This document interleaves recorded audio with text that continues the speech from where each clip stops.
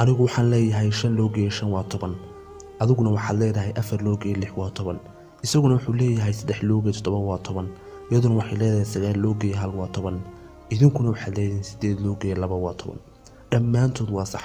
laakiin kaliya tawadadun baynu ku kala duwanahay sidaas darteed haddaan ku khilaafo maaha macnaheedu inaad khaldan tahay ama anigu waan khaldanahay kaliya habku baynu ku kala duwanahay ixtiraamka iyo isqadarintu waa waajib xalkuna waa mid uun walow haba kala duwanaadaan sidaan u baarnay inta badan mushkiladaha ku yimaada labada qof ee isjecel waxa uu sabab ah laba qodob oo kaliya inaad maqsuudka iyo ujeedadii aanad fahmin ama inaad fahantay balse aad u fahantay si khaldan xalkuna waa laba qodob oo kaliya in haddii aanad fahmin ujeedka qofka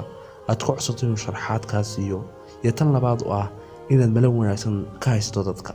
ilaahayna xalka wuxuu ku sheegay suuratu xujuraat 2 aayadood oo kamid ah isagoo leh أعوذ بالله من الشيطان الرجيم يا أيها الذين آمنوا إن جاءكم فاسق بنبأ فتبينوا أن تصيبوا قوما بجهالة فتصبحوا على ما فعلتم نادمين كو حق الروميو هدو فاسق ورين لي ما دوب صدا سي أيضا تطول من أغاش الآن مركاسنا ودقمروا تام حد فشين يا أيضا البعض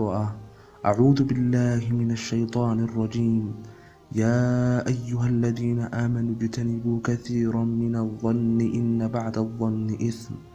كو حق الرميو كدور صدو كفقادة وحبضا وملأه محايلي ملها بركيس ودنبي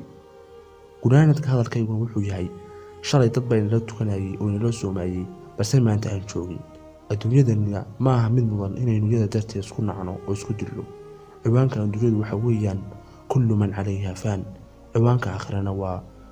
وخالدين فيها حسنت مستقرا ومقاما والسلام عليكم ورحمة الله وبركاته.